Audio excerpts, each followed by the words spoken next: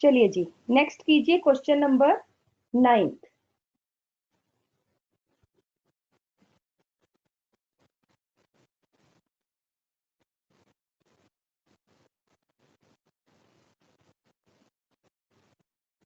Question number 9 कीजिए और 11th का 1 कीजिए।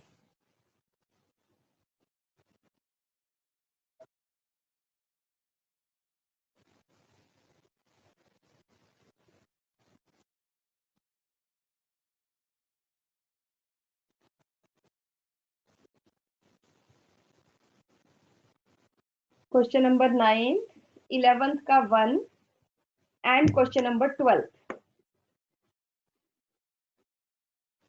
लिख लो क्वेश्चन।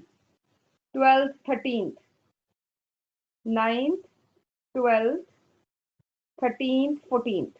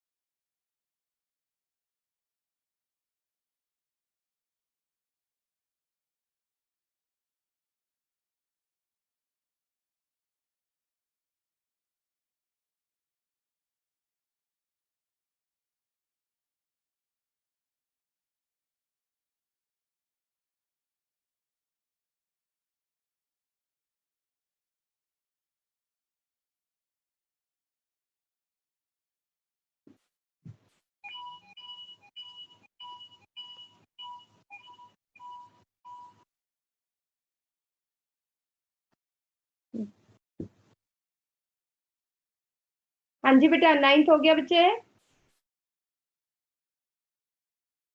मैम हो गया मैम। कोई बात नहीं। अर्पिता हो गया? Yes ma'am. चलो पहले 9th बताओ। A particular garden pea plant produces only violet flowers. अब मुझे ये बताओ बेटा, जो फ्लावर कलर था पी में, जो वायलेट था, वो डोमिनेंट था कि रिसेसिव था? Ma'am recessive. देखो आगे क्वेश्चन देखो। Is it homozygous dominant for the trait और हेट्रोजाइगस? इससे क्या पता चला है? ध्यान से देखो,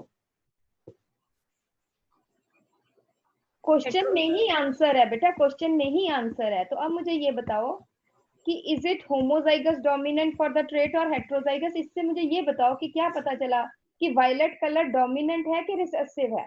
डोमिनेंट है। डोमिनेंट है। अब वो सिर्फ वायलेट फ्लावर्स ही बना रहा है ऑन सेल्फिंग। तो क्या होगा, होमोजाइगस कि heterozygous dominant? Homozygous. Homozygous dominant, बिल्कुल ठीक है। ठीक है जी। अच्छा, अगर इसका सेकंड पार्ट भी करना हो, who has done it second part? Arpita आपने किया है? No ma'am. सिर्फ आपने मुझे ये बताना है। हाँ जी Pratham, how would you ma'am ensure its genotype? हाँ मैम हम दो तरह से इसकी जीनोटाइप इंश्योर कर सकते हैं, बाय सेल्फिंग और बाय टेस्ट क्रॉस। अगर टेस्ट क्रॉस में दोनों जो है हमारे होमोजाइगस हैं, अगर दोनों हमारे मतलब जितने भी उसके ऑफस्प्रिंग्स निकलते हैं अगर वॉयलेट हैं तो फिर वो होमोजाइगस है, और अगर एक भी वाइट निकलता है तो वो हेट्रोजाइगस मिलेगा। हम बात ये कहते हैं, हम सिंपल ये कहेंगे, वो आप प्रोसेस बना के दिखा सकते हो। How would you ensure its genotype?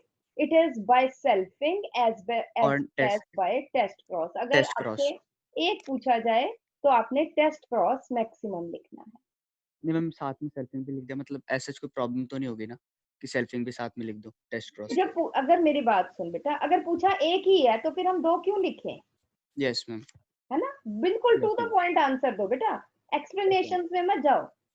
ठीक है, अगर एक पूछे name one phenomena by which या name one process by which we can ensure its genotype, तो आपने इसमें मैक्सिमम, मतलब अगर एक ही फिनोमिना पूछा है तो सेल्फिंग जो सॉरी जो टेस्ट क्रॉस है वो सबसे बेस्ट है, तो हमने ओके। टेस्ट क्रॉस ही लिखना है। ठीक है जी। नेक्स्ट क्वेश्चन आ जाता है बेटा 12th क्वेश्चन।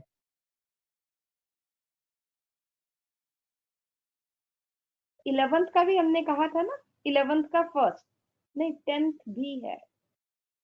10th कहा है मैंने कि नहीं? मैं आपने कहा नहीं 10th। नहीं 10th अभी रहने दो, 11th का फर्स्ट। हाँ जी अक्षय, आपने कर लिया बेटा? Yes, ma'am. बोल, a couple with blood group A and B respectively have a child with blood group O, work out a cross to show how it is possible. आप मुझे सिर्फ इतना बता दीजिए कि पेरेंट्स का ब्लड ग्रुप क्या होगा। IA with small I मतलब heterozygous, हाँ, और बी वाले का? वो भी ऐसे ही heterozygous. तो पेरेंट्स क्या होंगे? आई ए आई एंड आई बी आई। ठीक है, और Yes, इन ma'am. दोनों को क्रॉस करोगे तो एक ऑफस्प्रिंग ऐसा आएगा कि जहां पर स्मॉल आई होगा, तो that is with blood group ओ।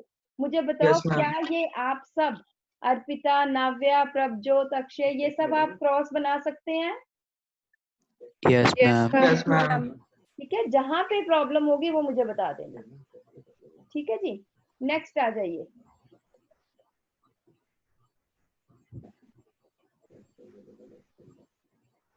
ठीक है जी, नेक्स्ट आ जाइए बेटा 12th question.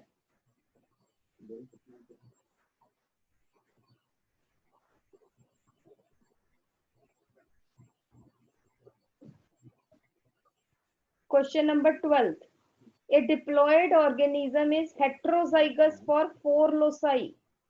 How many type of gametes can be produced? Prabhjot आपके लिए क्वेश्चन है।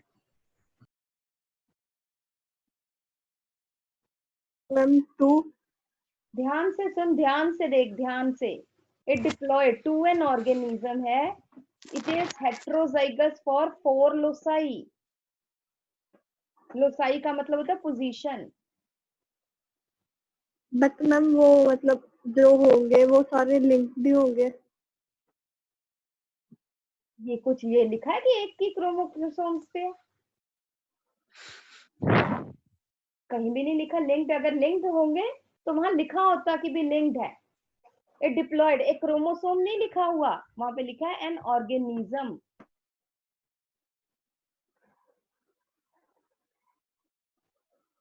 मैम मैंने आपको आंसर भेजा, देखना एक बार। बेटा आंसर नहीं ठीक है। गलत है? मैम 60। हाँ, अक्षय का ठीक है। हाँ 16 heterozygous for Yes. 4 loci means it is 4 hybrid. 4 hybrid genes है। देयर आर 4 हाइब्रिड जीन्स और फॉर्मूला लगेगा 2 to the power n। n क्या है? 4 number of hybrid genes. So 2 to the 4 to the 8 to the 16, 16 gametes will be there. 4 loci का मतलब होता है 4 अलग अलग जीन्स हैं। एक ही जीन की 2 एलील्स को हम कहते हैं सेम लोसाई पे है। ठीक है, 4 लोसाई में 4 हेट्रोजाइगस जीन्स है। Is it okay everybody? Anybody yes ma'am. Not understood? Harman पता चला? अक्षय, अक्षय का तो आंसर ठीक था। Yes, Arpita, ma'am. नव्या, Yes, ma'am. चलिए नेक्स्ट आ जाइए क्वेश्चन नंबर 13।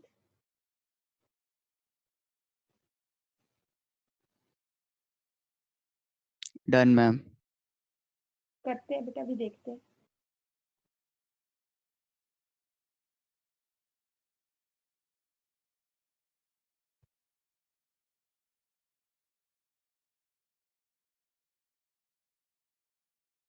हाँ जी नव्या, क्वेश्चन नंबर 13 बोल जरा जल्दी से।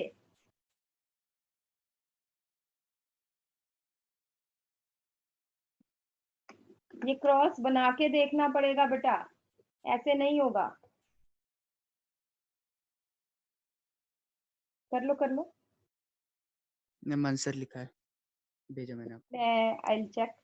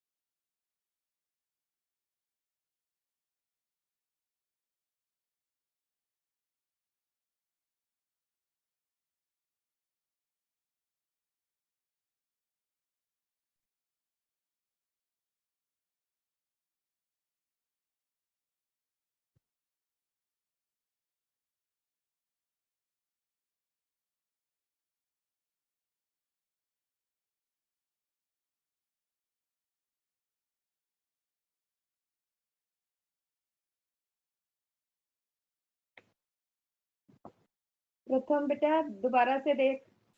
हाँ जी नव्या, हुआ बच्चे?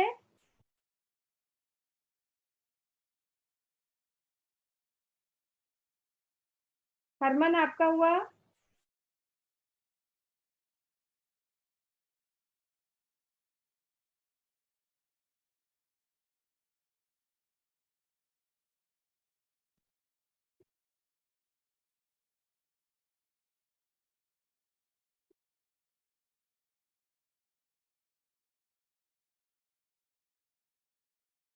नहीं बेटे, देखो ध्यान से देखो जरा।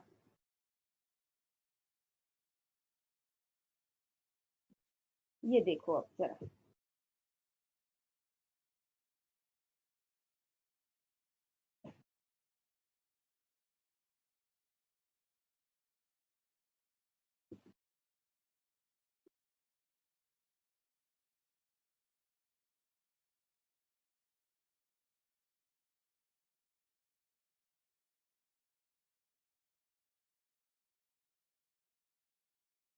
ये है, देखो जीनोटाइप क्या है,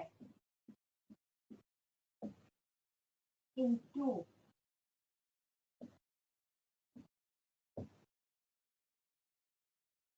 आपने जीनोटाइप की तरफ मेरे ख्याल से आई थिंक आपने इसको ध्यान नहीं दिया कि क्या जीनोटाइप पूछा है। ठीक है, ये देखो कौन से गैमीट्स बनेंगे, ये वाला, ये वाला, ये वाला और ये वाला। आपने डाया हाइब्रिड क्रॉस सीधा बनाया और आंसर दे दिया।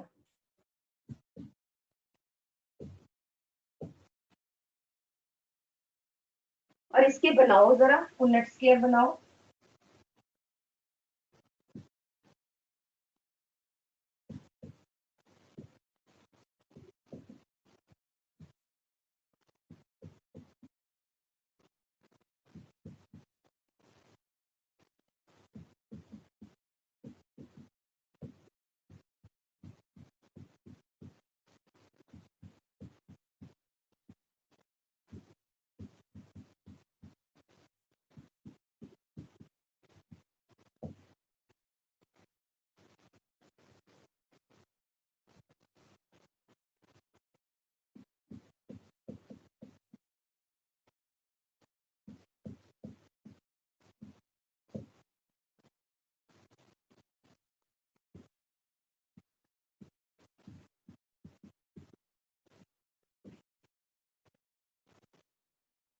हाँ जी, इसमें पूछा है tall and green.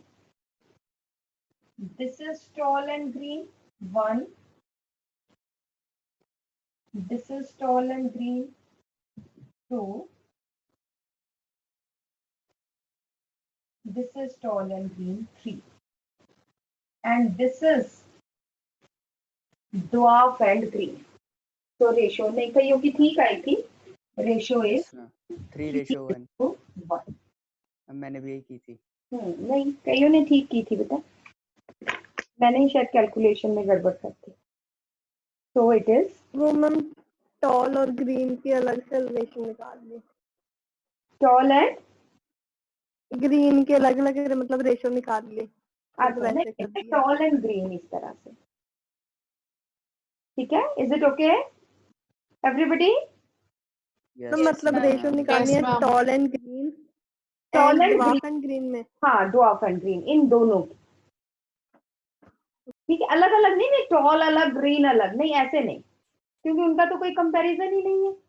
Toll green, dwarf green, ठीक है जी। नेक्स्ट हम आ जाते हैं बेटा,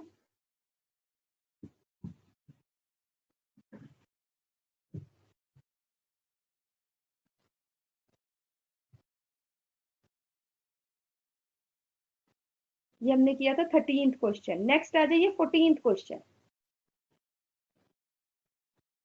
Two heterozygous parents are crossed. If the two loci are linked, what would be the distribution of phenotypic features? ध्यान से करके देखो, in F1 generation for a diahybrid cross। करो जल्दी से, आप A and B, X and Y कुछ भी ले सकते हो।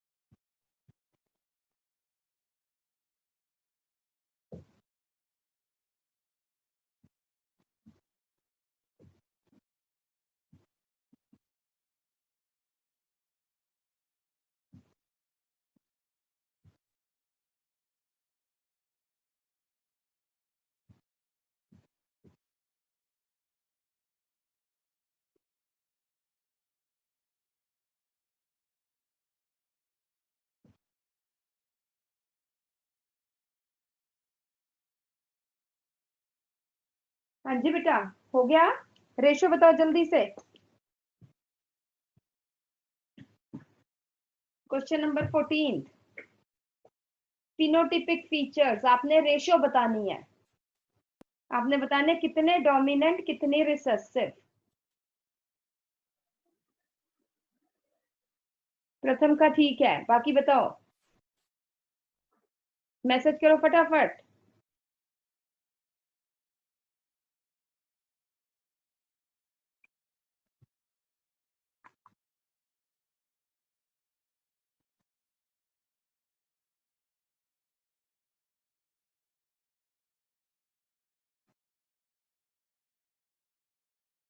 प्रभजोत, नाव्या बिल्कुल ठीक है, वेरी गुड। अर्पिता भी ठीक है, very good. Akshay and Harman रह गए, जल्दी से।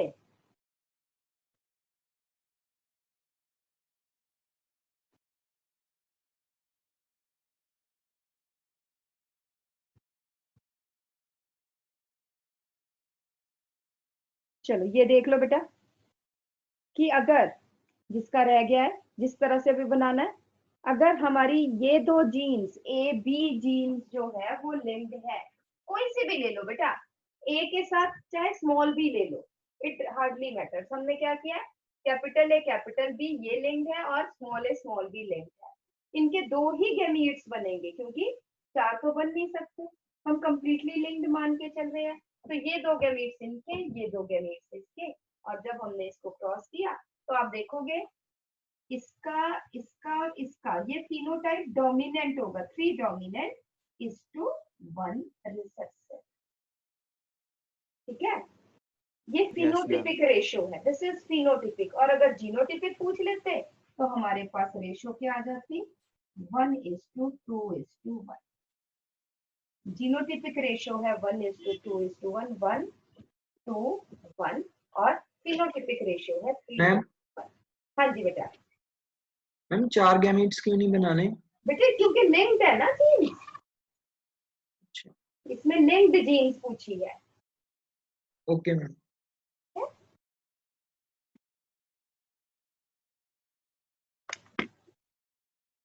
कर लिया बेटा, करें आगे। Yes ma'am. चलिए जी, नेक्स्ट आ जाता है क्वेश्चन नंबर 16। ये देख लो, study the given figures given below. ये देख लो,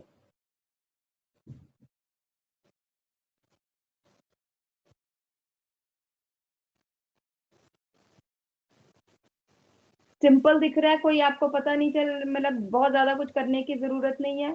identify in which of the crosses the strength of linkage between the genes is higher.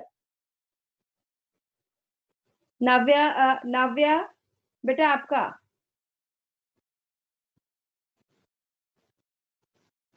ठीक है अक्षय ना, अक्षय ध्यान से देख, दोबारा से देख। बेजान। हाँ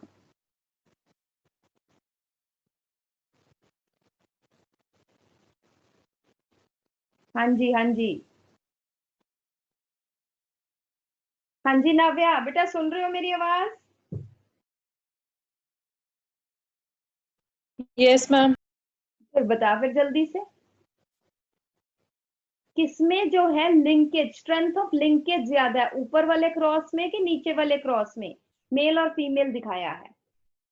यहाँ पे देखो, जो दो जीन्स है क्रॉस ए में वो पास पास में है, क्रॉस बी में जीन्स दूर दूर है, तो लिंकेज किसमें स्ट्रॉन्ग है नव्या?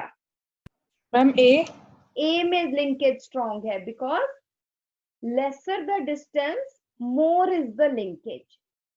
ठीक है, so strength of linkage is directly proportional to, strength of linkage is inversely proportional to distance। more the distance, lesser is the strength of Direct. linkage।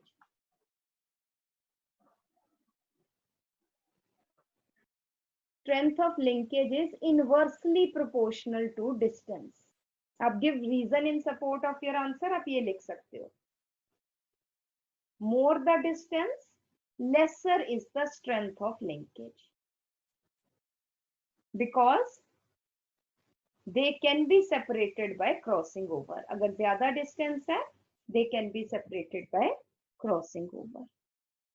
Ma'am हाँ जी, हमें क्वेश्चन है मैम, जैसे कि हमने अगर WM है एक और क्रॉस C ले लिया हमने फॉर एग्जांपल, और हमने उन दोनों जीन्स को मतलब सेंट्रोमियर के काफी क्लोज कर दिया, बट उनका आपसी डिस्टेंस Y और W से ज्यादा है, तब हम क्या करेंगे? क्योंकि मैम सेंट्रोमियर के काफी क्लोज हैं, तो फिर सेंट्रोमियर के क्लोज भी तो क्रॉसिंग ओवर बिल्कुल भी बहुत कम होती है, तो फिर हम क्या आंसर लेंगे, क्रॉस A की बेटा क्रॉस C? आपने जो है ना, इतना हमने इतने हाई लेवल पर नहीं जाना बेटा। ठीक है, हमने, हमारा जो कंसर्न है वो सिर्फ क्या है, that is distance between the genes. Okay ठीक है ना? ओके। हाँ जी, क्वेश्चन नंबर 21, चलो जल्दी से एवरीबॉडी।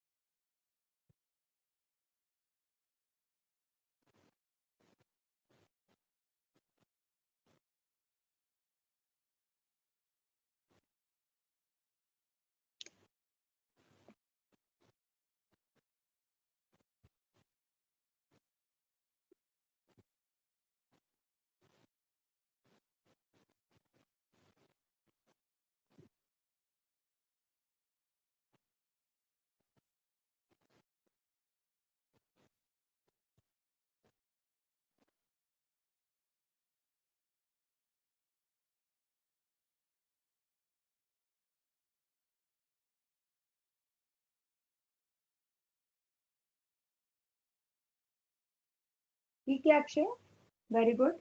और बोलो।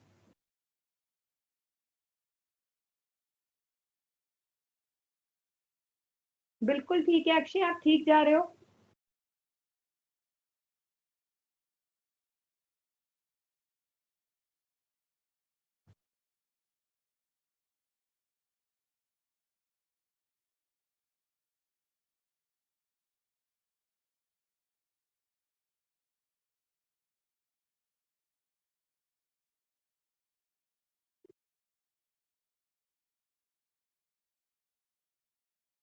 अर्पिता बिल्कुल ठीक है, प्रथम ठीक है।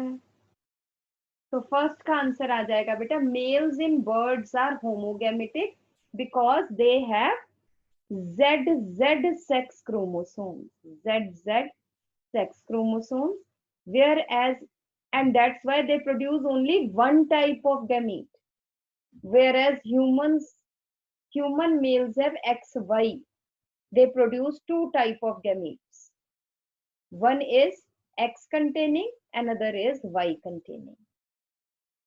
बिल्कुल ठीक है। Honeybee show haplodiploidy type of sex determination.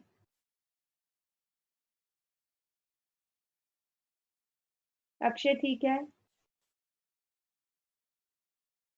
Because males are produced by parthenogenesis and are haploid, whereas females are produced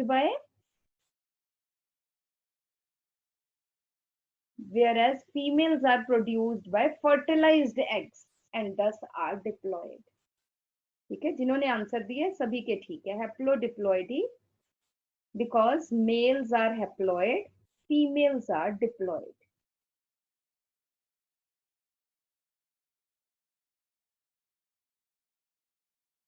हाँ जी, sex determination in some reptiles is environmentally based. Lizards में आप बता सकते हो, टर्टल्स में बता सकते हो। ठीक है, तो मेल्स जो है वो हाई टेम्परेचर पे है, whereas the eggs develop into males at high temperature and eggs develop into females at low temperature. बिल्कुल ठीक। अगर किसी को नहीं याद तो देख लो। Different insects show different modes of sex determination. Ma'am हाँ जी, मैम टर्टल में तो वो मतलब ऑपोजिट है, हाई टेम्परेचर पे फीमेल। टर्टल्स में ऑपोजिट है, बिल्कुल ठीक है। अदरवाइज लिजर्ड्स में हाई टेम्परेचर पे मेल्स एंड लो टेम्परेचर। आप एग्जांपल्स दे के ये कर सकते हैं। Is it okay? ठीक है, मतलब they are temperature based. Next आ जाइए, different insect show different modes of sex determination. तो आप यहाँ पे बता सकते हो, ग्रास ऑपर में क्या आ जाएगी? XXXO type. कॉकरोचेस में क्या आ जाएगी? जल्दी से बोलो। ग्रास ऑपर्स में XXXO टाइप है, कॉकरोचेस में हाँ यही है।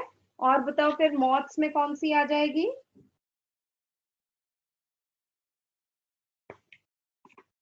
बोलो बोलो फटाफट।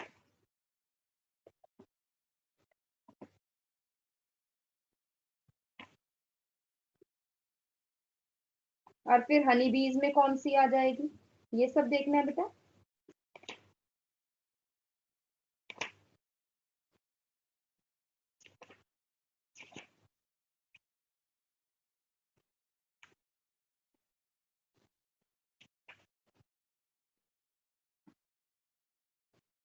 ग्रास ऑपर्स में आ जाएगी XXXO type, butterflies and moths में आ जाएगी ZZZO टाइप, हनी बीज में आ जाएगी haplodiploidy type of sex determination. Can you do this? 3 type की है।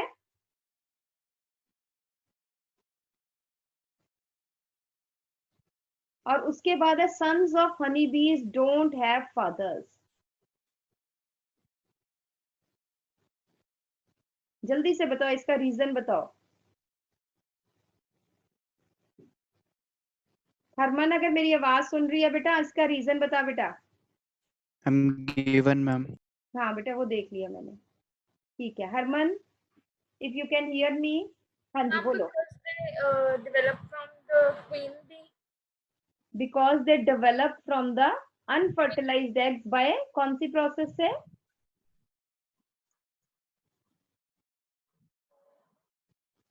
अर्पिता ठीक है बेटा, they develop from queen honeybee unfertilized eggs by parthenogenesis only, because they develop only from the eggs of या female gametes of honeybees without fertilization. That's why they do not have father. ठीक है जी, next आ जाइए बेटा, question number 23.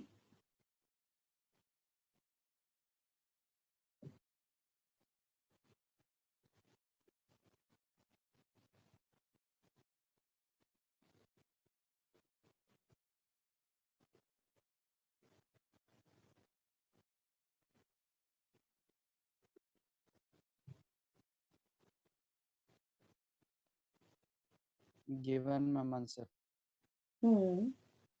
ठीक है,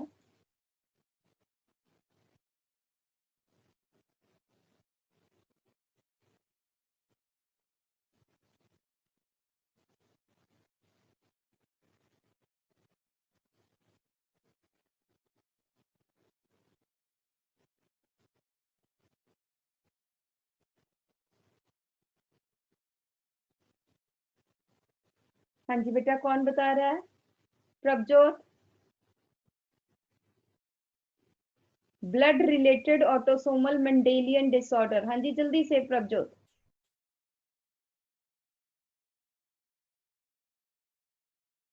ma'am हाँ जी बोलो जल्दी. थैलेसीमिया. थैलेसीमिया भी कह सकते हैं, और इतना कॉमन है sickle cell anaemia. Sickle cell anaemia, है ना. And why it is called as Mendelian disorder? Because answer यहाँ पे बेटा सबसे कॉमन आ जाएगा सिकल सेल एनीमिया. ठीक है, एक मिनट बेटा.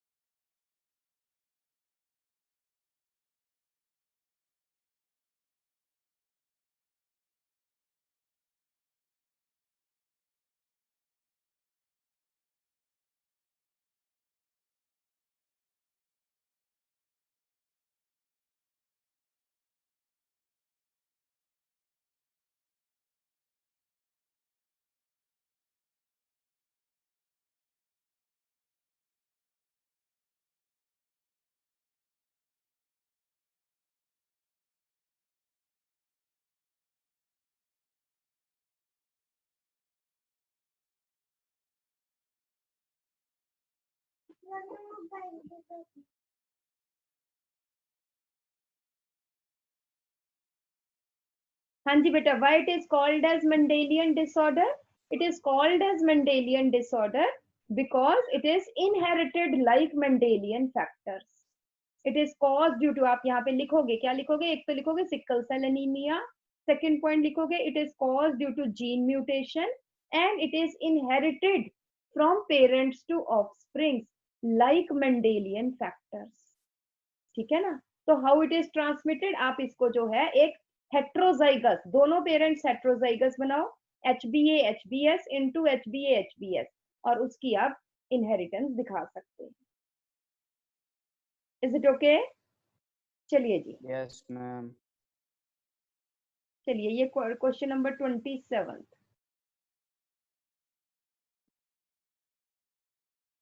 जल्दी से फटाफट से ये टेबल कॉपी में बनाओ.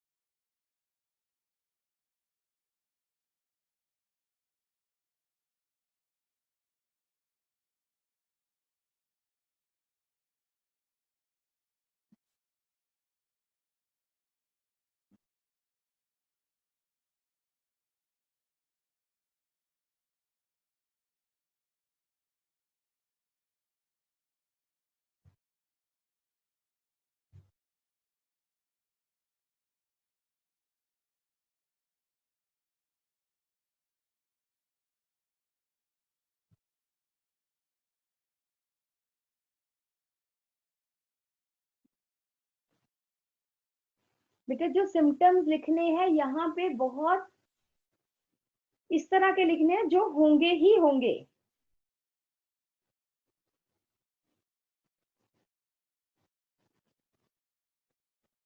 अर्पिता जो आपने ऊपर वाला आंसर दिया था बेटा हीमोफीलिया, वो भी ठीक है ना, गलत वो भी नहीं है, आप उसको भी, बट आपको वहां पे वो किया ना भी मेंडेलियन डिसऑर्डर कौन सा, haemophilia is also a Mendelian disorder, but वहां पे हम इसलिए नहीं हीमोफीलिया हमने करना क्योंकि ये सेक्स लिंक्ड ज्यादा है, तो इसलिए इसकी इनहेरिटेंस में गड़बड़ हो जाती है बेटा। ठीक है, इसलिए आपने ऑटोसोमल, जब ऐसे क्वेश्चन आ जाए तो autosomal, sickle cell anaemia, thalassaemia, but sickle cell anaemia क्योंकि डिटेल में दिया हुआ है तो आपको यही लिखना है।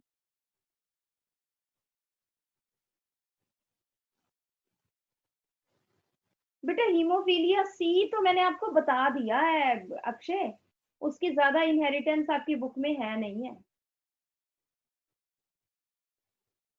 ठीक है, अक्षय ने कहा कि हीमोफीलिया सी इज ऑटोसोमल, उसको नहीं एक्सप्लेन करना शुरू कर देना, टीचर ने नंबर काट देने हैं।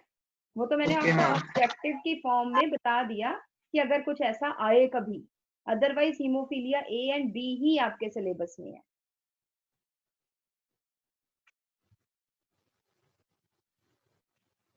मैम उसके सिम्टम्स आपको लिखे हैं डाउन सिंड्रोम के। हाँ बेटा बिल्कुल ठीक है, मैम मैंने भी लिखे हैं, मैंने बहुत सारे लिखे हैं। बिल्कुल ठीक है। तो बेटा डाउन सिंड्रोम के हम मैक्सिमम जो दो अगर हमने सिम्टम्स लिखे हैं तो हम यहाँ पे क्या कहेंगे, ब्रॉड फोरहेड, प्रोट्रूडेड टंग, पाल्मर क्रीज, इससे हमें पता चलता है बेटा सबसे पहले जब बच्चा पैदा होता है ना तो उसका, मेरा मतलब ब्रॉड फोरहेड पे इतना नहीं पता चलता, हमें सबसे पहले क्या पता चलता है कि उसकी जीभ बाहर निकली हुई है। ठीक है, और दूसरा फिर डॉक्टर एकदम उसकी मुट्ठी खोल के देखते हैं, वहां से उसके पता चलता है। ठीक है, तो ब्रॉडर फोरहेड चलो लिख दिया, नॉट बैड। ठीक है, दूसरा हम प्रोट्रूडेड टंग, तीसरा पाल्मर क्रीज, बाकी तो बहुत सारे मैंने बताए हुए हैं। And which sex is most affected,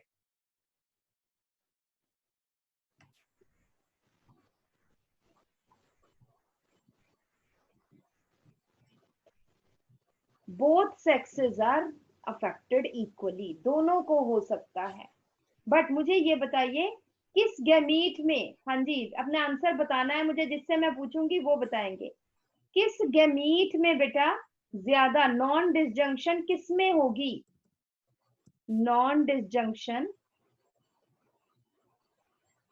किस में होगी, किस गैमीट के कारण, मेल गैमीट की फीमेल गैमीट के कारण जो है वो डिजीज होगा, जल्दी से बताओ फटाफट से। मैम मैंने लिखा है मैम गिव आंसर। लिख दिया है मैंने मैम आंसर। हाँ जी बेटा बिल्कुल ठीक है, बिल्कुल ठीक अर्पिता।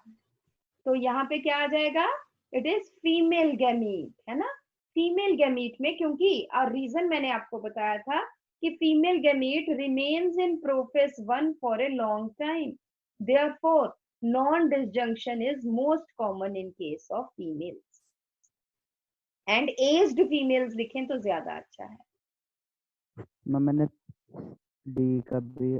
चलो कोई बात नहीं। हाँ जी, सी जो है सेकंड है लाइनफेल्टर सिंड्रोम। ठीक है, this is Klinefelter syndrome overall, and sex most affected it is males, क्योंकि लाइनफेल्टर जो है वो मेल्स में ही होगा। Yes ma'am. ठीक है जी, नेक्स्ट आ जाइए, टर्नर सिंड्रोम, इसके आपको सिम्टम्स पता है, दीज आर स्टेराइल फीमेल्स। ठीक है, यस मैम।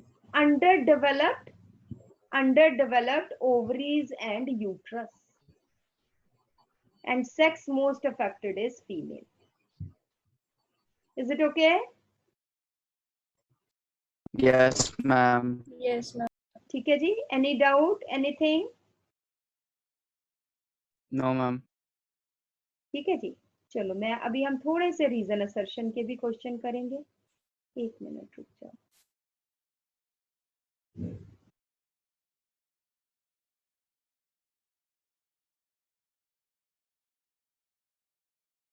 मैम ये वाली और कल वाले जो 30 क्वेश्चन थे वो भी भेज देना।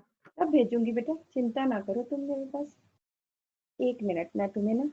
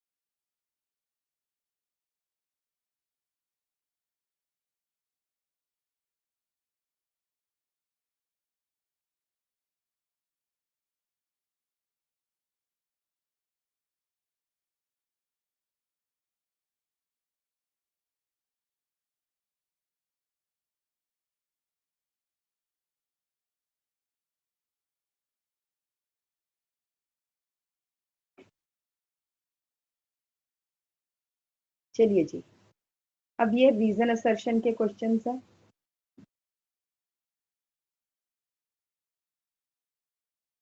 जल्दी से, आपको चॉइसेस सबको पता है बेटा रीजन असर्शन की?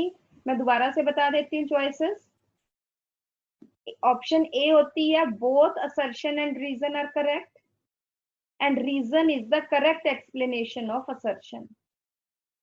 ऑप्शन बी होता है दोनों ऑप्शंस करेक्ट है, दोनों स्टेटमेंट्स करेक्ट है, but reason does not explain assertion. Option C है statement of assertion is correct, reason wrong. And option D है दोनों स्टेटमेंट्स गलत है। चलिए जल्दी से, अब ये अपनी कॉपी पे लिखना, बाद में मुझे आंसर्स बताना सारे। 10 क्वेश्चंस है, जल्दी से।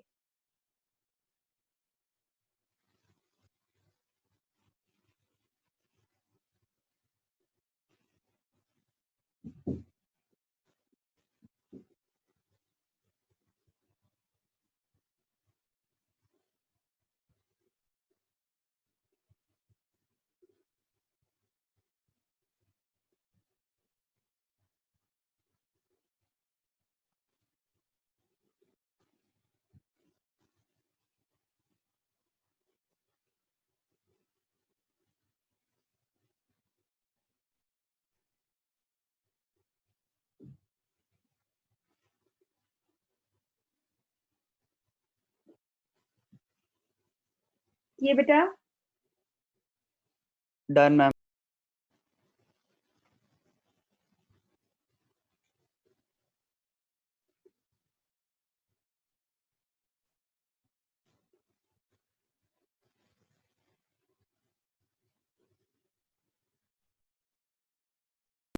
Fourth also done.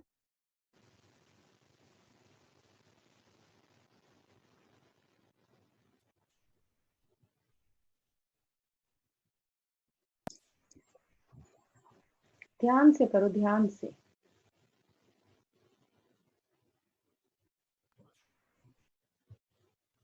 मैम 34 एक बार दिखाना। हम्म,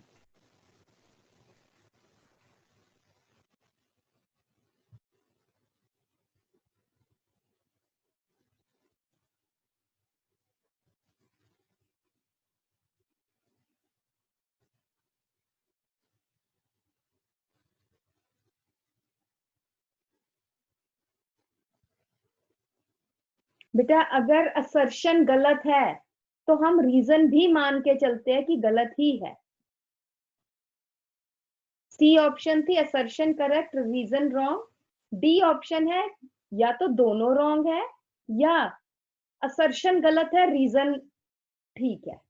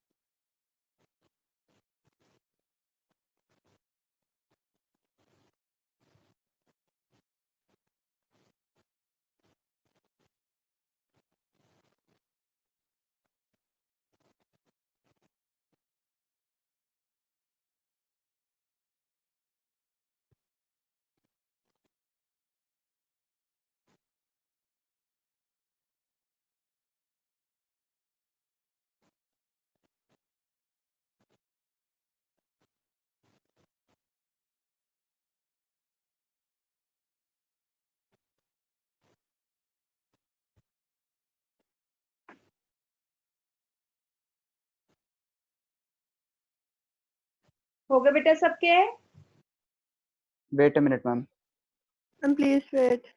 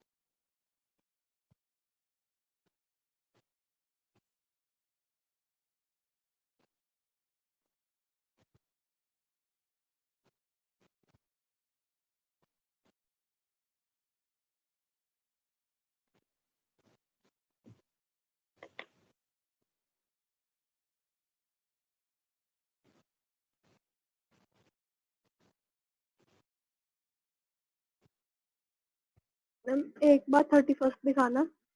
दिखाती हूँ।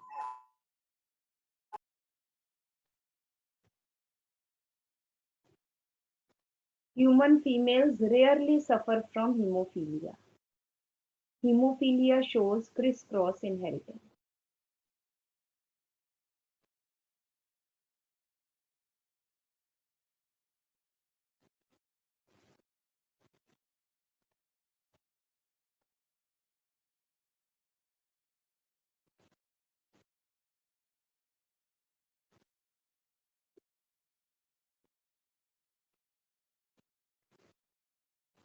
चलो everybody send your 31st question answer जल्दी से हर कोई।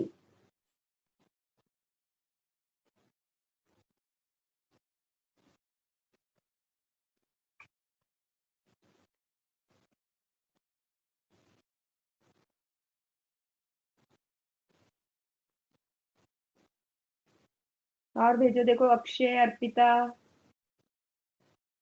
मैंने भेज दिया। प्रथम का आया बेटा, औरों का नहीं आया। नाव्या, प्रभजोत, मैम भेज दिया मैंने। मुझे नहीं आया प्रभजोत का। फिर से भेज दीजिए।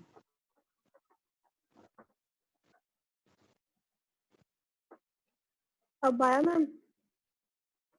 ना, कैडिकॉन चंडीगढ़ को प्राइवेटली भेजा है। मुझे नहीं आया। नाव्या, आपका भी नहीं आया। आए तो सबके प्राइवेटली है, बट मुझे आया नहीं। चलो कोई बात नहीं। पहले कोई मैसेज आया था मेरा जो मैंने पहले भेजे थे। हाँ पहले तो आए यार।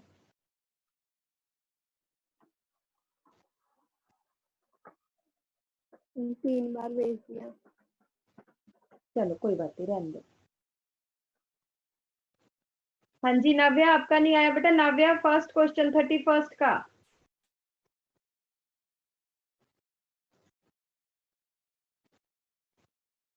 सिर्फ नाव्या का आंसर ठीक है बेटा।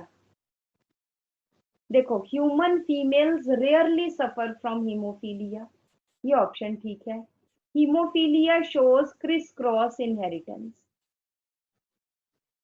प्रभजोत अभी आया है, बट आंसर गलत है बेटा।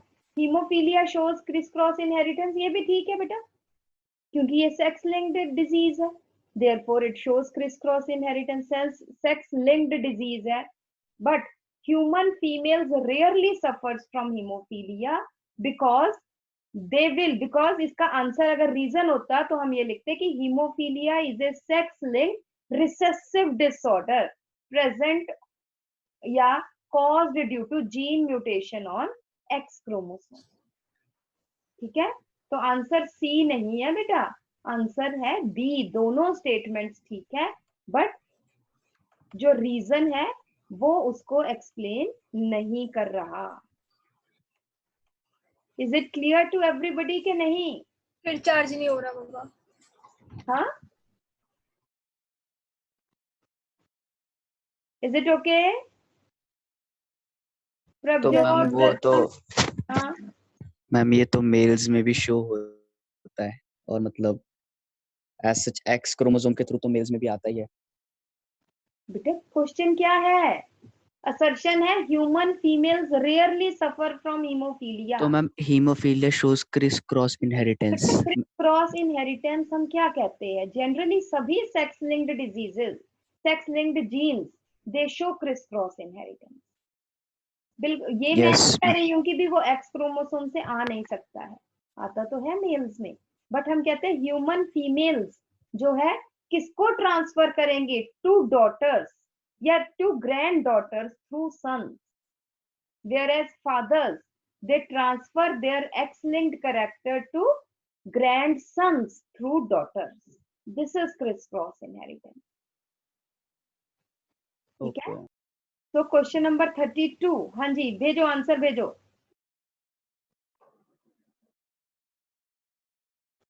Question 32, send me the answer. आया मेरा।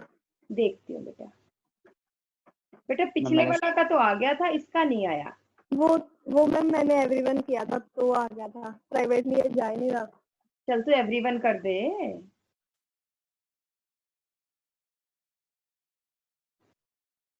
भेजो भेजो नव्या, अर्पिता।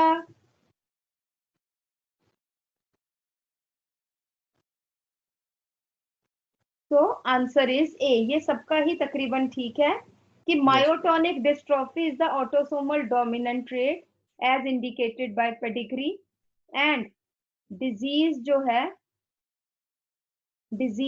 है affects parents as well as offsprings of both sexes equally. ठीक है, 32 is A.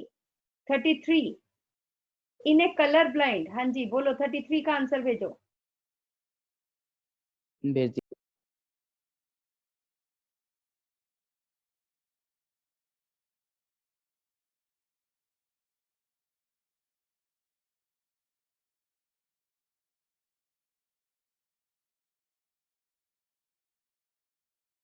हाँ जी अर्पिता ने लिखा है, चलो मैं देखती हूँ।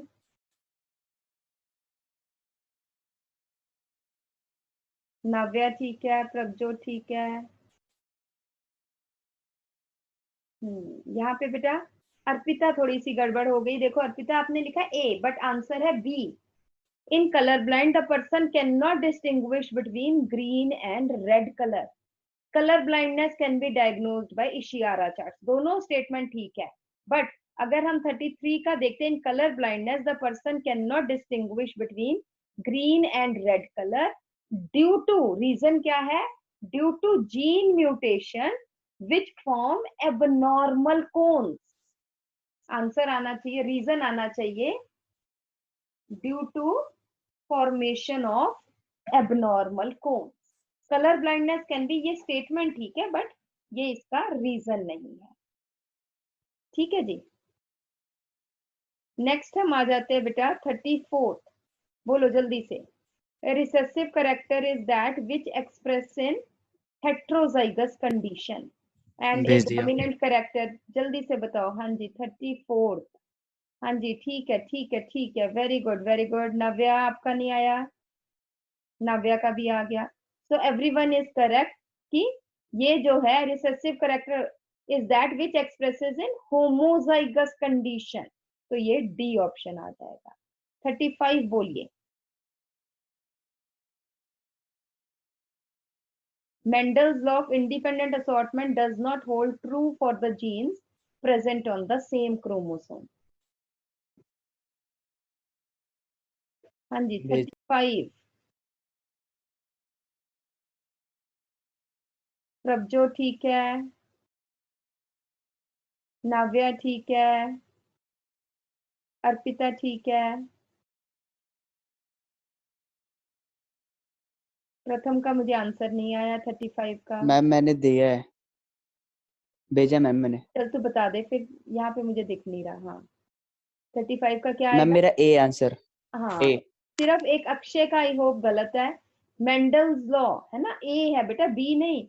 It does not, linked genes के लिए Mendel's law of independent assortment does not work because the chromosome they do not show independent assortment. क्यों? बिकॉज क्रोमोसोम जो है वो मियोसिस के दौरान पूरे का पूरा मूव करता है, नॉट इन पार्ट्स। ठीक है, इसलिए वो हमेशा इकट्ठी रहेंगी। Independent assortment does not hold true. तो 35 ए। 36 बोलिए जल्दी से। चलो वैसे ही बता दो मुझे जल्दी से। नव्या आप बताओ बेटा। 36 ma'am C. Ma'am C. Answer is 36। ध्यान से ध्यान से, मुझे नहीं पता। देखो ma'am A. Test cross is crossing of heterozygous parent with homozygous recessive parent, ये ठीक है। Test cross helps in knowing whether the genes are linked, ये भी तो ठीक है बेटा। तो मैम 36 इज बी बीटा, है ना, क्योंकि जो टेस्ट क्रॉस है दो चीजें शो करता है कि जीन्स लिंक्ड है या अनलिंक्ड है, और दूसरा शो करता है कि जीन जो, मेरा मतलब अगर पेरेंट जो है वो होमोजाइगस डोमिनेंट है कि हेट्रोजाइगस डोमिनेंट है। ठीक है, तो और यहाँ पे तो दिया ही हुआ है हेट्रोजाइगस पेरेंट विद होमोजाइगस, तो ये क्या शो कर रहा है? Test cross helps in knowing whether the genes are linked or unlinked, so it is B. 37th, males of most of the insects are monosomics। जल्दी से बताओ कौन बता रहा है? प्रभजोत।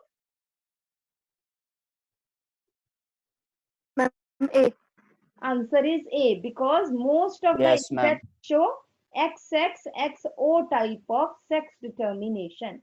XX है females, XO है males.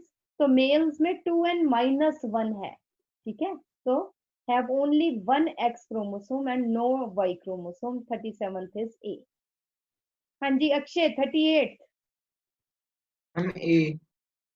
38th ध्यान से देख. Sickle cell anaemia is caused due to point mutation.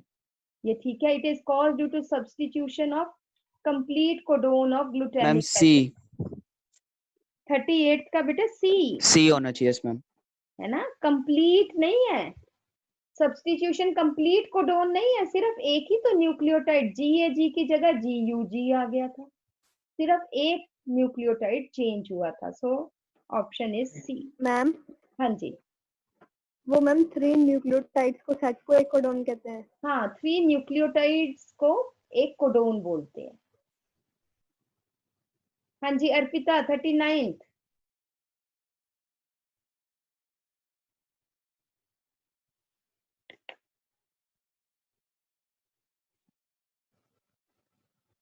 ध्यान से देखो बेटा. Gene I of blood groups form sugar polymer on the plasma membrane of RBCs. ये ठीक है. शुगर पॉलीमर या शुगर कुछ भी. Ma'am IA. B. Ma'am B I- answer. हाँ आंसर ये इज होगा IA and IB form slightly different types of sugar polymers while this does not form any sugar. ठीक है. रीजन अगर आ जाता तो वहां पे होना था फिर एंजाइम बता देते. अगर असर्शन का अगर हमने रीजन करेक्ट करना होता, ए ऑप्शन करनी होती, तो यहाँ पे एंजाइम बताते कि gene I codes for the enzyme this which synthesizes this on RBC. तो 39 इट इज बी. एंड 40. हाँ जी Prabhjot. Ma'am C. Ma'am C. 40th is C. 40th is C. Morgan worked on Drosophila. ये ठीक है. Drosophila is haploid and thus expresses both. Drosophila तो haploid है ही नहीं बेटा. Drosophila is diploid. तो ये वाला तो गलत है. So C. option C is correct. Is it okay? Yes ma'am. Yes ma'am. Ma'am 2 wrong. बाकी ठीक. मैम 2 रॉन्ग बाकी सही. Very good very good. हाँ जी अर्पिता के कितने ठीक है बेटा? मैम 3 रॉन्ग है. Very good. Navya. Ma'am 2. Very good. Akshay. Ma'am 4 wrong. 4 wrong. थोड़े से गड़बड़ हो गए जल्दी जल्दी में. बाकी वैसे आपने ठीक किया. चलिए good. So we start with the topic.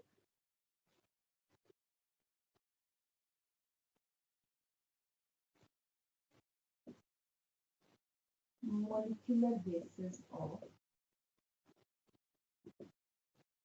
inheritance.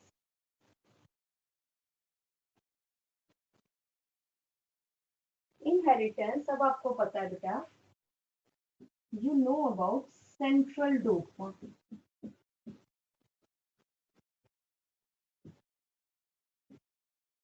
Central dogma, it was proposed by Crick.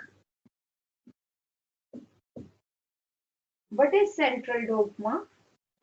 Transfer of information from DNA to RNA to proteins. This is central dogma. DNA and ma'am spelling बताना. DOGMA dogma. Okay, DNA and RNA are, you know, these are nucleic acids.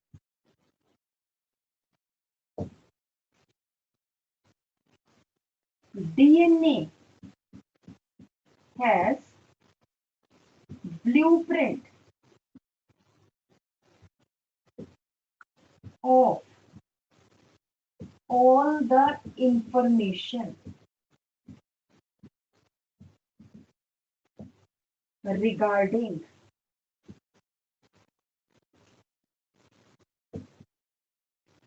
cell metabolism and function.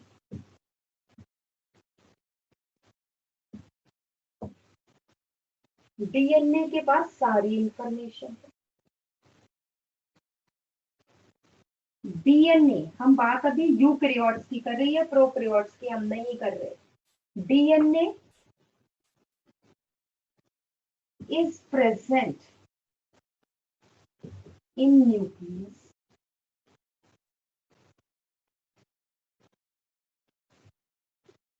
and protein synthetic machinery, protein synthesis machinery, जितने enzymes है, ribosomes है, वो सब कहाँ पे है? Cytoplasm में। ठीक है, डीएनए जो है वो न्यूक्लियस से बाहर नहीं आ सकता, राइबोसोम्स न्यूक्लियस के अंदर काम नहीं करते, तो इसलिए कुछ ना कुछ बीच का चाहिए ताकि डीएनए अपनी इंफॉर्मेशन राइबोसोम्स तक पहुंचा सके।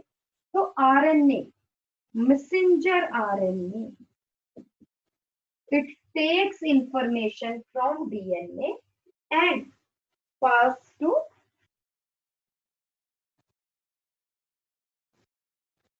it takes information from DNA and passes to the protein, passes to the ribosomes for protein synthesis. Is it okay? ठीक है, why RNA is required? If DNA has the information, then why, question आ जाता है कि if DNA has the information, then why RNA is required? तो answer मैंने बता दिया कि RNA क्यों चाहिए? To transfer information from DNA to ribosomes for protein synthesis. Is it okay? तो पहले हम बात करेंगे बेटा डीएनए की। मैम प्लीज वेट अब मत करना। अच्छा, कर लो कर लो। मैम स्क्रीन क्लियर नहीं आ रही।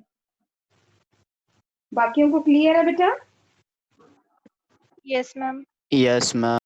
आपकी भी बेटा आज फिर थोड़ी सी, अब देखो। अब ठीक है मैम, अब ठीक है।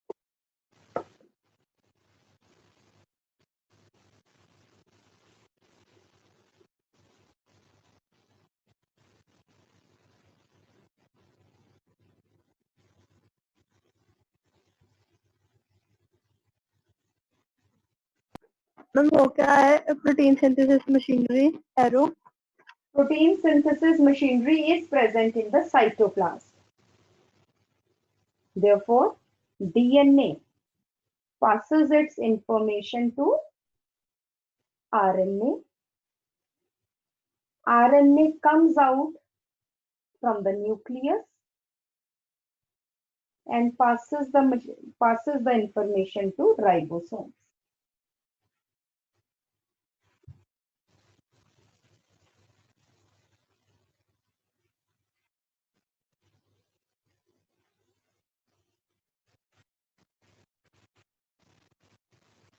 बेटे जो न्यूक्लिक एसिड्स थे, they were discovered in nucleic acid discovered in year 1869. किसने डिस्कवर किया था बेटा? फ्रेडरिक मिचर, एक ही साइंटिस्ट का नाम है, फ्रेडरिक मिचर।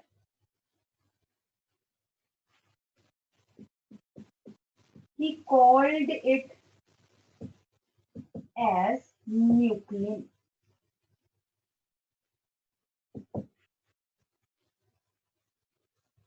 बट फिर क्या देखा गया? Due to acidic nature, these are called as nucleic acid. आपने पूरा लिखना है, called as nucleic acid by Altman.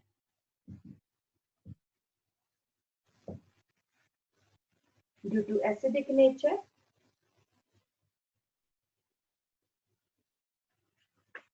Structure of DNA in year proposed in year 1953. कब डिस्कवर हुआ? 1869 में, और 1953 में इसका स्ट्रक्चर आया बाय वॉटसन एंड क्रिक। ऐसा क्यों? इतने साल क्यों लगे? ठीक है, क्योंकि न्यूक्लिक एसिड जो है लार्ज पॉलीमर है। For many years it could not be isolated या obtained in pure form in intact form. ठीक है, तो आप यहाँ पे लिख सकते हो why so many years were taken. तो आंसर ये है because nucleic acid are large polymers and thus cannot be isolated. Ma'am, please repeat. Nucleic acids are large polymers and they cannot be isolated for many years. They cannot be isolated for many years in intact form. उसके बाद तो बेटे नई नई machine, नई नई machinery, new discoveries आती रहती है, फिर जाके ये बाहर निकला। मतलब हमने इसको बाहर निकाला इंटैक्ट फॉर्म में पूरा डीएनए। ठीक है, Watson and Crick, Watson and Crick model of DNA is based on, किस पे बेस्ड है? ए है एक्सरे डिफ्रैक्शन का, X-ray diffraction of DNA by X-ray diffraction by Wilkins and Franklin.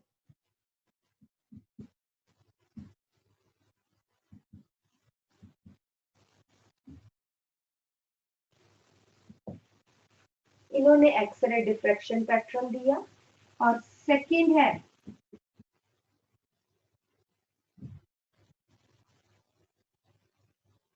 Base pairing rule proposed by Chargaff. आपने थोड़ा सा ये +1 में भी किया होगा स्ट्रक्चर। तो बेस पेयरिंग का मतलब purines pair with purines pair with pyrimidines।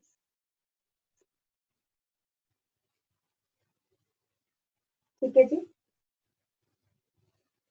अब एक्सरे डिफ्रैक्शन पैटर्न, इससे क्या पता चला?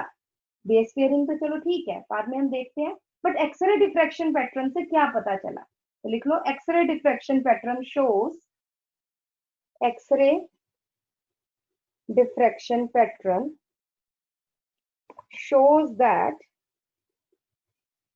DNA is the, ma'am repeat करना। X-ray diffraction pattern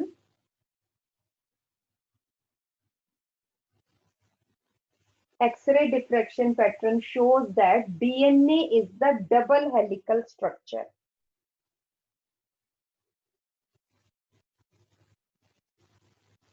DNA is the double helical structure.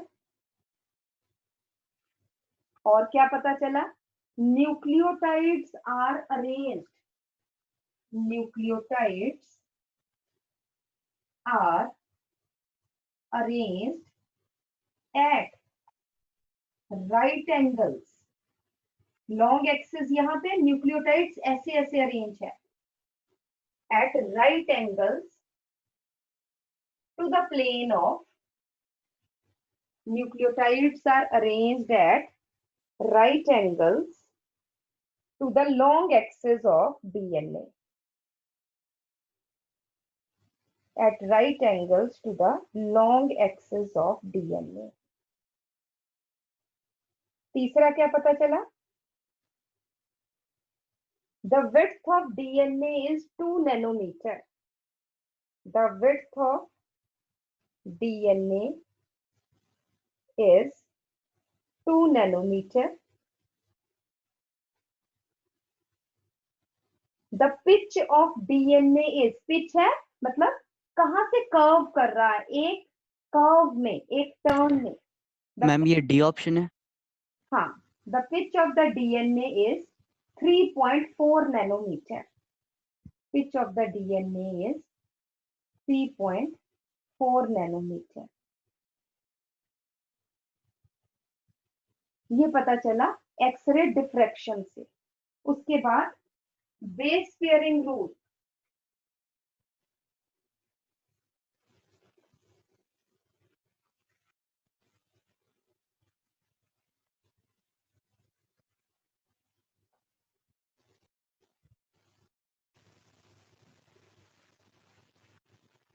Base pairing rule लिखिए.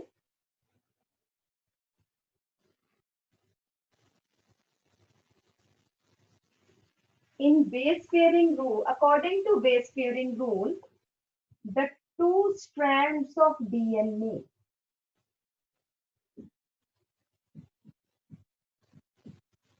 are joined by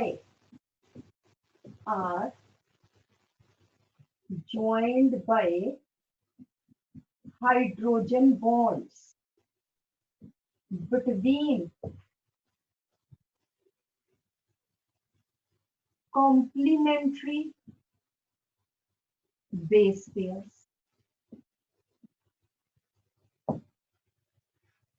Complementary base pairs, that is, इसका क्या मतलब है? That is adenine या that is purines always pair with pyrimidines और vice versa.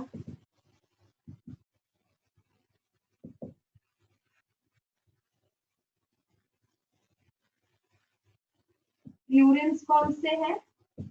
Adenine and guanine. सबने किया हुआ है ना बेटा स्ट्रक्चर थोड़ा सा डीएनए का +1 में? यस और no? Can you hear me? Yes. थोड़ा बहुत स्ट्रक्चर प्यूरिन्स पिरिमिडिन्स पता है सबको.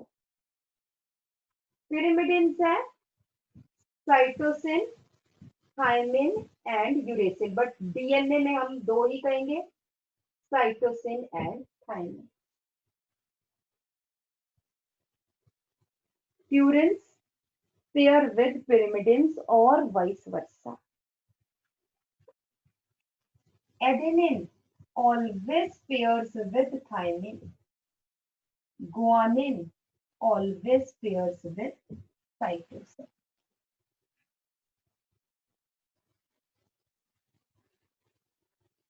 दो hydrogen bonds, 3 hydrogen bond. Therefore, AT ratio in DNA is 1. जितने एडेनिन होंगे उतने ही थायमिन होंगे. G/C ratio is 1. ये जितनी प्यूरिन्स होंगी total purines over total pyrimidines is also 1.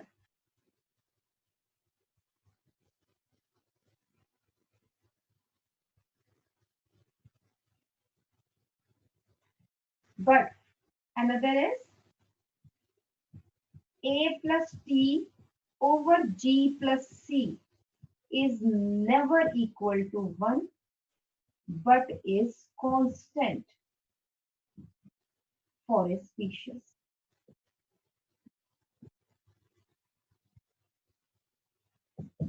AT by GC ratio.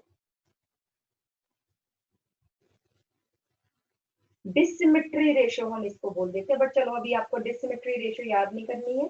आप ये देखो कि AT/GC ratio it is never 1. AT base pair हो सकता है ज्यादा हो, GC कम हो, या ऑपोजिट हो सकता है. ठीक है, AT/GC ratio is never equal to 1 but is constant for a species. Constant for species मतलब इसका मतलब ये है कि हमारे अगर ह्यूमंस है, ह्यूमंस के डीएनए में हमें पता है कितने एटी बेस पेयर्स है, कितने जीसी बेस पेयर्स है, तो ये ह्यूमंस की स्पीशीज के लिए कांस्टेंट है।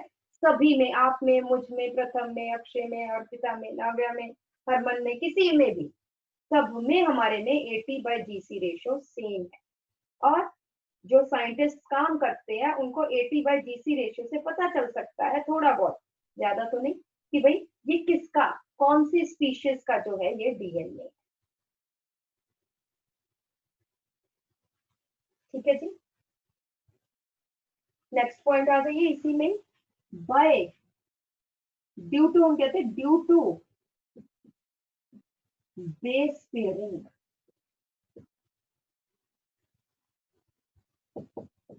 the two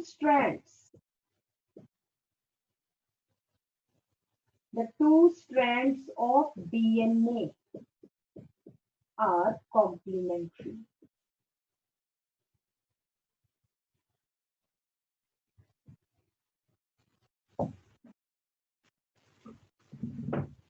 If base sequence या न्यूक्लियोटाइड सीक्वेंस, आपने पूरा लिखना है, if nucleotide sequence of one strand is known, then we can tell the sequence of nucleotides of the complementary strand. अगर एक जगह एडेनिन है तो उसके कॉम्प्लीमेंट्री स्ट्रैंड में हमें पता है क्या होगा, थायमिन ही होगा। This is complementary.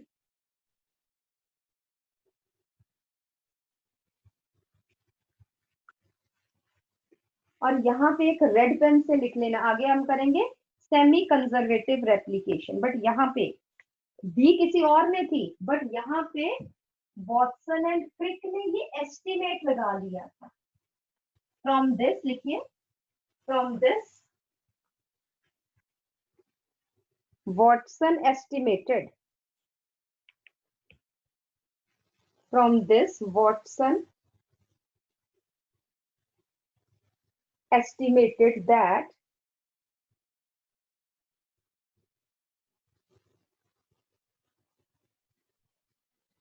if the two DNA strands get separated,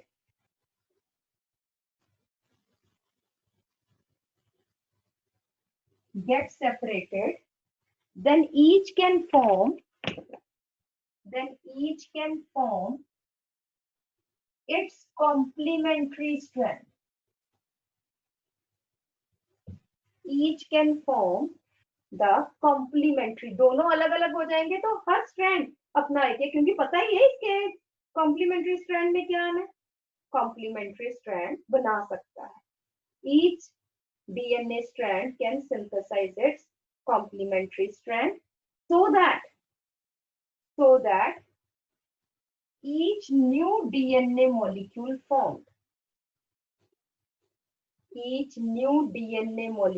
formed has 50% parental DNA and 50% new DNA, नया बना है।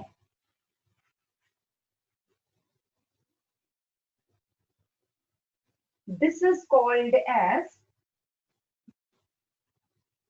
semi-conservative replication.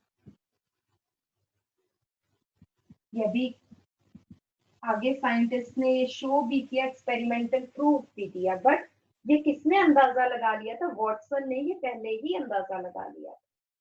Semi conservative mode of replication. Ma'am ये रेप्लिकेशन हमारी एस फेज में होगी, हाँ, सिंथेसिस फेज में होगी, DNA to DNA formation of new DNA या more DNA from the parent DNA is called as replication. Yes ma'am. ठीक है, तो अब आ जाइए बेटा salient features of. मैम एक मिनट हम इसको ड्रॉ कर लें हम. कर लो हाँ जी बेटा, प्रभजोत बोल. मैम जो 50% न्यू बना है और जो पहले उसके साथ था मतलब पुराना, उन दोनों का सेम होगा मतलब? सेम नहीं, कॉम्प्लीमेंट्री होंगे बेटा. नहीं या मैम, हम जो मतलब इसका मतलब आप अगर ये पूछ रहे हैं कि ये तो बेटा 1 and 2 थे, ये 1 and 2, ये 3 2 and 3 सेम होंगे मतलब? 3 आर सेम, बिल्कुल ठीक है. 2 and 3 are same, 1 and 4 are same.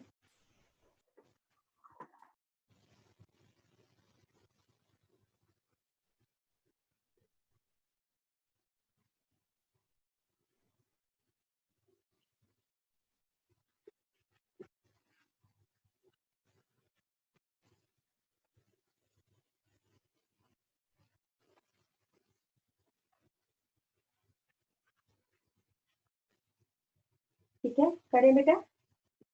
Wait a minute.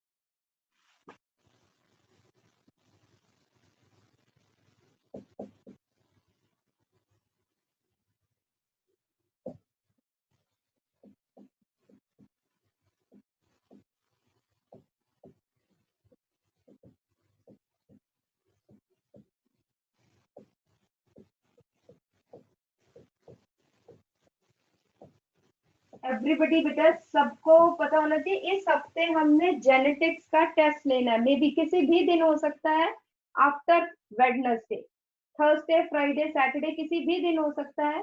ठीक है, तो वेडनेसडे तक ये प्रिपेयर कर लो. वेडनेसडे को अपने असाइनमेंट लेकर आओ ताकि हम वो भी डिस्कस कर लें, डाउट्स डिस्कस कर लें. ठीक है, तो किसी भी दिन, थर्सडे, फ्राइडे, सैटरडे में से कभी भी टेस्ट हो सकता है. ठीक है जी. तो salient feature of Watson and Crick model of DNA, तो इसमें सबसे पहले ये लिखो कि they proposed the structure of B DNA. They propose, हम कई तरह के डीएनए करेंगे. They propose the structure of बीडीएनए.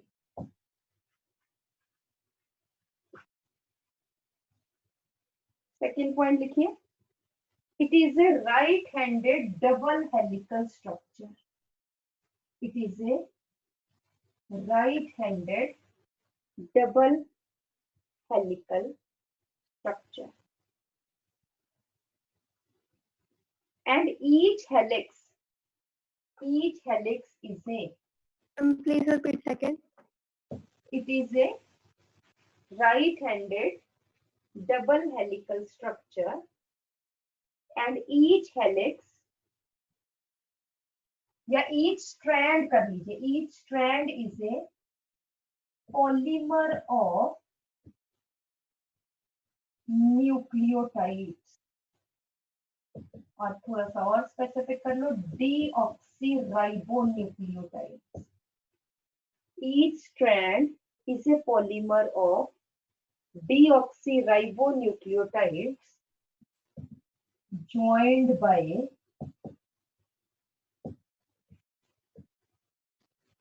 phosphodiester bonds.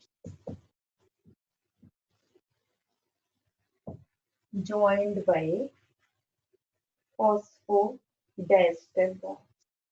ये मैं स्ट्रक्चर आपको बनाकर दिखाऊंगी, अभी लिख लो.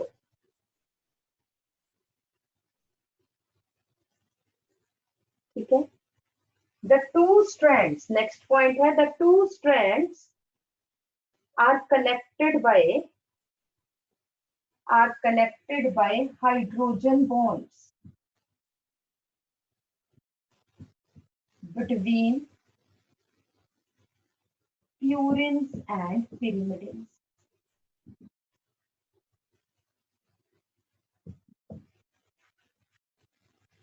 Purines and pyrimidines.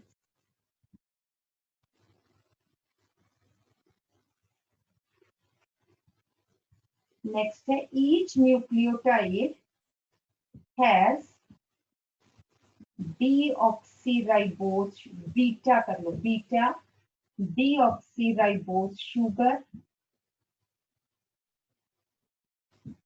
phosphoric acid and nitrogen base. Each nucleotide has beta deoxyribose sugar, phosphoric acid and nitrogen base. Sugar and phosphate forms backbone of DNA.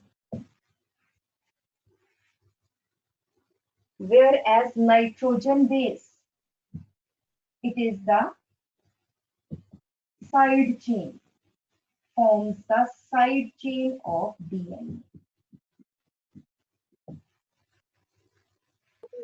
Ma'am first point में beta DNA है. Beta DNA, हाँ जी. Each nucleotide has beta deoxyribose sugar. No ma'am जो सबसे first point आपने लिखवाया था उसमें बी डीएनए की beta. B DNA. B. Okay ma'am.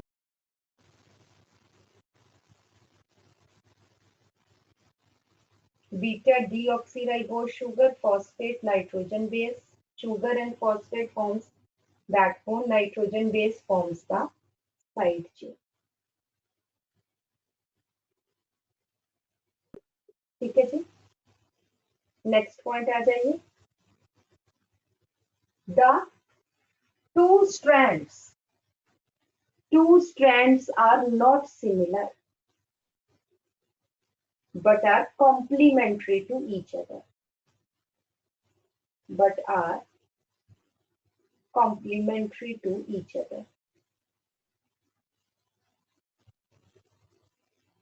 As purines always pairs with pyrimidines or vice versa. As purines always pairs with pyrimidines or vice versa.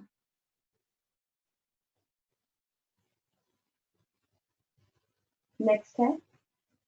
The two chains are not parallel. The two strands are not parallel but are anti-parallel.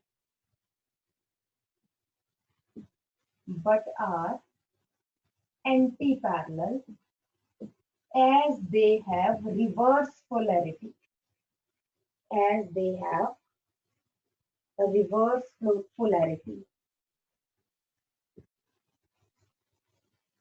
One strand runs in 5' to 3' direction and other 3' to 5' direction. Ma'am as they have reverse. Reverse polarity. POLARITY. Polarity. एक direction से देखें तो एक strand 5' to 3' है और दूसरा 3' to 5' है. Next है. The two strands are not coiled over each other. The two strands are not coiled over each other, but are coiled over the central axis.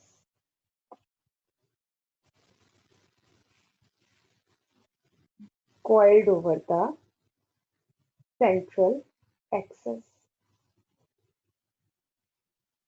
Next है diameter of the DNA या width कर लो, diameter ना करके width of the DNA is 2 nanometer.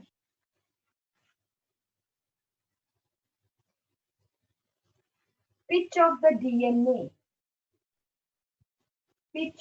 DNA is 3.4 nanometer. 3.4 nanometer.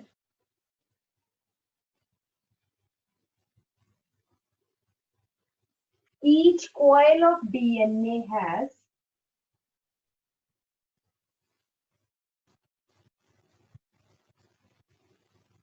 Ma'am हाँ जी ma'am pitch मतलब वहां से शुरू होके मतलब नीचे तक नहीं आएगी. नीचे तक आ जाती है. मेरा मतलब ये पूरा हाँ यहाँ तक आ जाती है.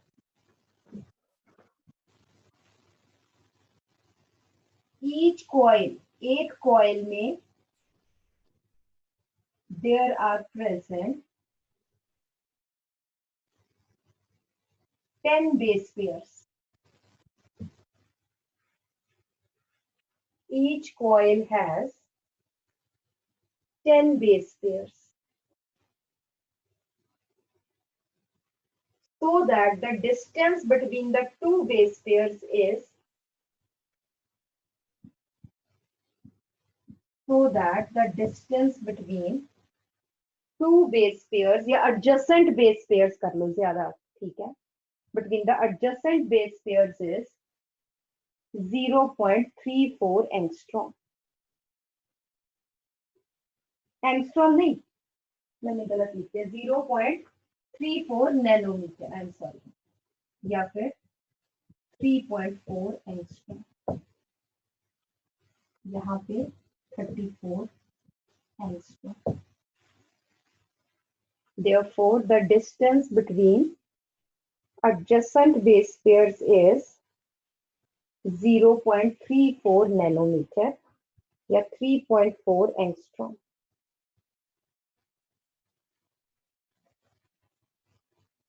Next आ जाइए. The plane of one base pair